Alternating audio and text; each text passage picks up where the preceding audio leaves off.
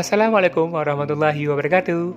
Halo semua, hadir kembali bersama saya Teguh Edi Juanda di The AJ Story.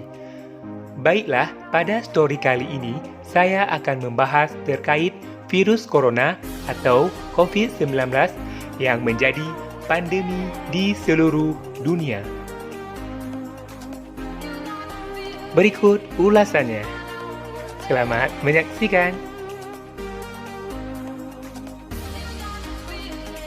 Penyakit virus corona atau COVID-19 adalah penyakit menular yang disebabkan oleh virus corona yang baru-baru ini ditemukan.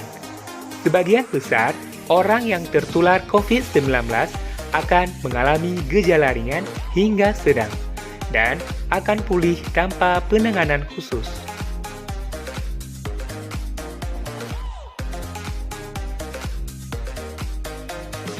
Virus yang menyebabkan COVID-19 terutama ditransmisikan melalui droplet atau percikan air liur yang dihasilkan saat orang yang terinfeksi batuk, bersin, atau mengembuskan nafas. Droplet ini terlalu berat dan tidak bisa bertahan di udara sehingga dengan cepat jatuh dan menempel pada lantai atau permukaan lainnya. Anda dapat tertular saat menghirup udara yang mengandung virus jika Anda berada terlalu dekat dengan orang yang sudah terinfeksi COVID-19. Anda juga dapat tertular jika menyentuh permukaan benda yang terkontaminasi lalu menyentuh mata, hidung, atau mulut Anda.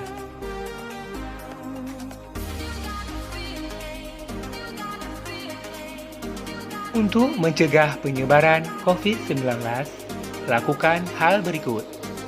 1. Cuci tangan Anda secara rutin. Gunakan sabun dan air atau cairan pembersih tangan berbahan alkohol.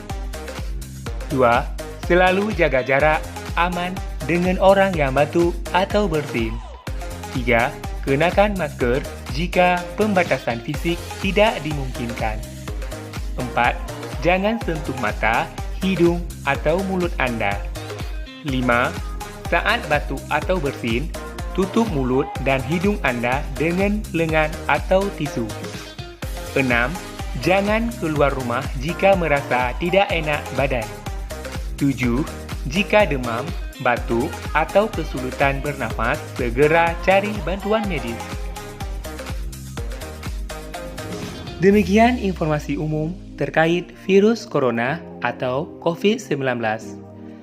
Sahabat TAJ Story, jangan lupa like, share, komen, dan subscribe channel ini agar terus berkembang untuk memberikan informasi lainnya.